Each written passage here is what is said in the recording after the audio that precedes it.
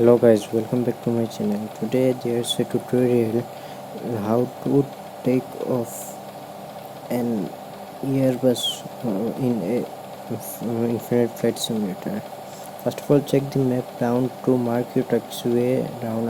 To know the taxiway to the runway which you are gonna take off. After checking it, zoom out and you can see those dots, triangular dots with some weird names. Press them and press this add button, the sign of addition. This will add it to your waypoint to which your aircraft's gonna go when autopilot LNAV is engaged. Now I'm selecting my waypoint through the route which, as I am free to play player, so I need to select everything inside this green square, and I am gonna select up to this this much only because it's not a full flight, so I'm not gonna bother about that. I'm gonna cancel it after the tutorial is finished. Now we are going to start the engines. Before starting the engines, we must turn on the master battery and APU to start.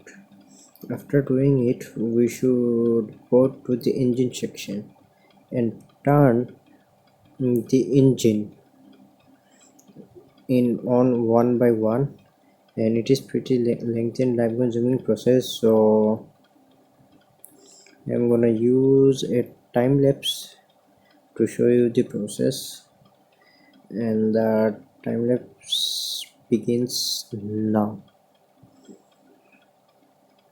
In this you can see that when it goes to 20% or what the engine becomes green, at that point of time you are ready to go, and you can also fly the plane from cockpit, which I like to do, and after it goes you can start your taxi. Turn up your throttle, use your radar. Here it is written as radar, rad brakes, rad for radar and brakes for brakes, and you can move it left to right for radar purpose, and move by pressing this knob and moving it downwards. It will engage the brakes, so you can steer your plane with radar. Actually not the radar nose wheel, but here it's a game, because if there nose wheel steering then it's gonna be a problem. So to keep things simple, they did the radar as a steering unit. Now the taxi is a long and lengthy process, so let's have a time lapse. And during this time lapse I am just moving through the taxiway. Here I took a turn which if I didn't then also it was okay, but I took to show you how this taxi turns. And now I am going to backtrack the runway. Backtracking a runway is just simply going back towards the runway to its initial starting point to start your taxi. After we finish our backtracking, there you can see an extension to the runway. This is there because it is a military airport, and here you are not gonna find any proper taxiway which enters from the starting of the runway. So these are there to help the airplane to line up with the center line.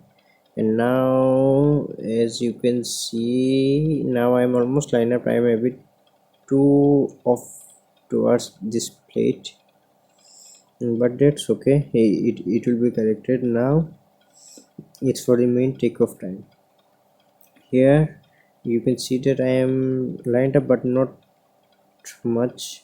Now I am correcting it with radar. Now it's corrected, and you set the flaps to 2 and your thrust to 98%, or usually from 98 to 98%, and then use your radar to keep the plane on the center line.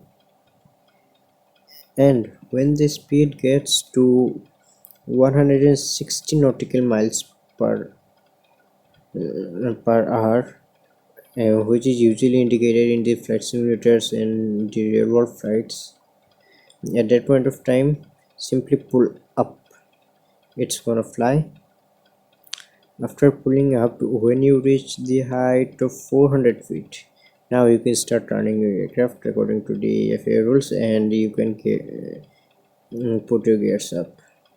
After reaching and putting your gears up, you slightly level off the flight. I mean, not to level off, to pitch down the flight, and then turn on the speed autopilot. It will start the speed on the which you are there already, and remove the flaps, and set the speed which you want to fly.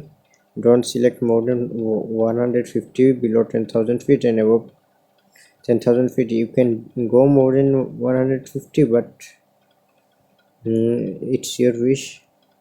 And then select the altitude which you want to fly. In here I am doing 32,000.